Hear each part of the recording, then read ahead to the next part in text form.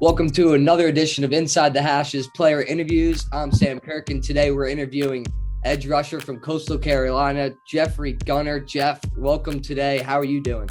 I'm good, man. I'm blessed to be here. Thank you for having me. Yeah, of course. Let's just get right into it then. How about you tell the listeners about your college experience and, maybe detail how you got to Coastal Carolina and what it meant to you and, how you kind of found your way back there and what it meant to you to come back and do your thing with your boys. Yeah, I started off at Coastal Carolina. I was a pretty under-recruited kid. I was a really small defensive end. I played defensive back my first couple years of high school and hit a little growth spurt and moved to linebacker. Then my senior year, I went to defensive end, and not a lot of schools gave me a shot to play. And Coastal was my first D1 offer, and I just stuck with them. And the first 2 years, man, I liked it here, but I had some family problems back at home, so I ended up transferring to NC State to take care of those. Once those were resolved, I decided to come back home because this is where my family is. This is where my best friends are, and it was a really good decision. We've been really good, and I've just enjoyed it, man. Coastal's my home. Coastal's where my brothers are, and I wouldn't trade it for the world. Yeah, that's phenomenal. I couldn't help but realize you also were, got ahead on your education there, and you're getting your second degree now. What were you able to do during that time sitting out wise? Did it help you, get ahead during school and focus? Now you could focus more on your game. If anything, it was just more of a wake up call. I mean, it did allow me to get ahead academically, but I just realized, you got to take care of schoolwork, for make football go. And it just made me realize, everything can be taken away. So I got to take school seriously. And I was able to get my degree early. And now I'm currently working on the second one, man. So it's a blessing, man. Got to work hard on it off the field. Yeah, that's great. This year specifically, what has it meant to you and your teammates that, it's been such a great year, especially you coming back? And what has it meant to the Coastal Carolina program as a whole? Can you speak for the group? I can speak for the group. I just think this year was just another year for us to prove to everybody that we can play. I feel like last year, we still didn't get the respect we deserved because everybody claimed it was a fluke year. It was a COVID year. And this year we just wanted to show everybody that it wasn't a fluke, that we really do this. And, we're a talented group and we can stick with, some of the better teams in the country. We had a little slip up against App State. They're a great team, but, we're still, trying to go 1-0 every week. And, a 7-1 record isn't too bad. So, it's been a pretty good year. Yeah, no, not at all. With that great year coming, you already tied your career high in sacks at 6.5. Mm-hmm. What has that meant to you? And, could you see yourself growing as a pass rusher, especially throughout this year? Absolutely. I just getting more comfortable doing different things and being in different situations. One of the things I really worked on over the summer was handwork and, just working out with Teron before he went to the league and, CJ over the summer, man, it really helped me out and grow as a rusher. And, I'm getting up some good production this year, but, I'm trying to get 1% better every day. And hopefully I can beat Teron's record at 10 sacks. That'd mean a lot to me. But I'm not going to put any numbers on it, man. I just want to go out there and play my best every week, and I'm going to let the numbers fall where they may. Yeah, no, it's a great way to look at it without the numbers. Do you take pride in yourself? Do you love playing coverage? Is there just a feeling about that for you as well? I know probably getting after the quarterback's phenomenal, but is there just an eagerness to cover guys for you?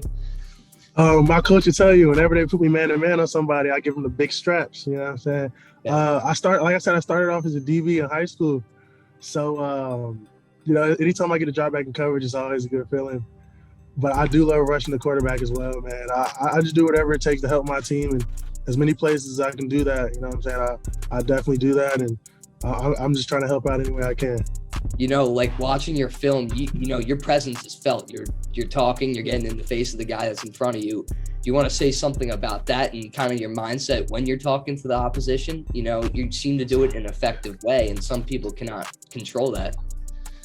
I wouldn't say I'm a talker, man. I just get excited out there on the field. That's all it is. I just love playing football.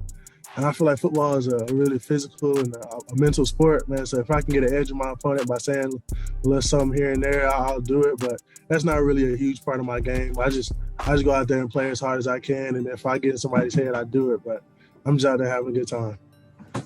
So, last week specifically, you had a phenomenal game. How does that rank among all the games you've played at Coastal? Do you have a specific one where you're just like, that was the game, I had it going? Or, tell us a little bit about the last game. Obviously, you had a very big impact on that win last Saturday. Yeah. My favorite game is probably BYU. I felt like that game, BYU game, it was more so, it wasn't really a lot of game planning. We kind of just rolled the ball out and, it was like, let's see who's better. And I was just feeling it that day, that game was just watching phenomenal, the highlights, and your coaching staff on the sideline was just getting into it. And, the speed of the game, I definitely could understand, especially with the environment as well. Now I'll ask you, has there been a certain player or a defensive player, both in college or professional, you've watched growing up that you kind of modeled your game after, or you don't really think about that? Oh, yeah, I definitely, anytime I can watch professional athletes, anything like that, I definitely take time to. One of my favorite players right now is definitely Matthew Judon. He plays for the New England Patriots, but I watch a lot of his Ravens film because we do a lot of similar stuff to them. So I definitely watch him every time I get a chance. Yannick Ngakoue, he's one of my favorite players as well. And another one I've really been paying attention to is Max Crosby. He's having a great season.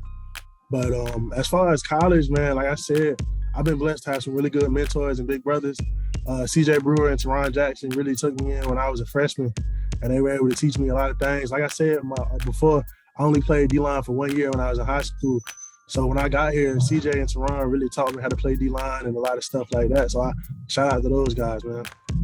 Yeah, no, that's phenomenal. It seems like that culture, and you're part of that now, and I'm sure you're doing your thing with the little guys that are there, and you want that program to stand strong. So, now I'll ask you, just seeing all the different players that play edge and do both like you do, what makes you different than those guys? Is there something inside you that you see and your coaches see that you want to tell the audience? I can't really, put myself against any other player. I know there's a lot of talented edge guys out there, but I feel like I'm one of the more versatile guys. You can put me anywhere from 4 wide, 3 tech, 5 tech, 9 stand-up, outside linebacker coverage, man-to-man, zone, anything. You can put me there and I'll be effective and I'll impact the game. And I just feel like that's my biggest attribute that I bring to the table. You're not going to find a lot of guys my size, 2'6", 265, that can move like I can, that are athletic as me, and that can plug in to a lot of defenses like I can. And I feel like that's my biggest differentiator between the other guys in the class. There's a lot of talent out there, but I just feel like I bring a little bit more versatility than a lot of them. Yeah, it's a great way to look at it. And, are there any games left on your guys' schedule this year that, you kind of have circled down, or, what do you guys have left this year? But what are you guys playing for at this point? Oh, every game is a big game. Yeah. I mean, that's every game is a big game. We're not sleeping on anybody. We're not taking anybody lightly. Every game is a Super Bowl to us, and we're just trying to go out and be 1-0 every week. But I'm just trying to do the best that I can and bring my team as many wins as I can. What will it mean to you to play your last game in that, turquoise, black, and gold? What will it really mean to you? It's teal. It's teal. It's not turquoise. Teal? I'm wearing a little teal right now. I don't know if you can see this. Okay, I see it. But it's just I've been trying not to think about it because it's kind of making me sad. But it's my time to go. I've been here for a long time. I'm old head now. I feel like just yesterday I was moving in a tradition. That's the freshman dorms. But it'll just be hopefully I left a good mark on the program, and I made my impact here, and hopefully they think of me in a nice way when I leave, man. I love to hear, and I hope I gave every amount of effort that I could back to them, because I owe my life to Coastal. Yeah, it's a phenomenal way to look at it. So now, what is your plan once the season ends? Have you really thought about your training process kind of going into, the spring, and have you thought about that yet? I'm sure you're still locked into the season, but maybe give us a look at the training process before the season as well. I haven't really thought about where I'm going to be training, but I just want an environment that I get better and, become the best athlete that I can be. Wherever it is, I know I'm going to put the work in, and I know the results will be there. Yeah, for sure. Just to ask you this last question here, Jeff, growing up in North Carolina, were you a Panthers fan right off the bat? How'd you fall in love with football? What was the little thing for you?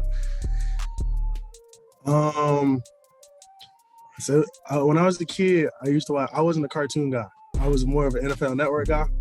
Yeah. Like it was just one day my mama turned it on and I would just sit in front of the TV like crisscross applesauce and watch NFL Network. Like other kids was watching SpongeBob, but I was watching like America's Game and all the weekly shows. So like when I was a kid, I would like rattle off stats. Like I could tell you about the 1975 Steelers and all that stuff. And it was like that from the time I was like 5. And my mama was too scared to let me play when I was younger because I was really skinny. Yeah. But once she put me on the field, man, it was like I found my first love, and ever since then I just been hooked. And football is everything to me. Yeah, no, I definitely get that. And now I could tell that since you've been in the football, maybe that's why you got your journalism, your communications degree as well. You're interested in that, and maybe a background, maybe a secondary option at that. But Jeff, it was great talking to you today. I really appreciate having you on. Yeah, man. Thank you so much for having me, man. I appreciate it. Thank you. Of course. Thanks, Jeff. Yeah, no problem, my man.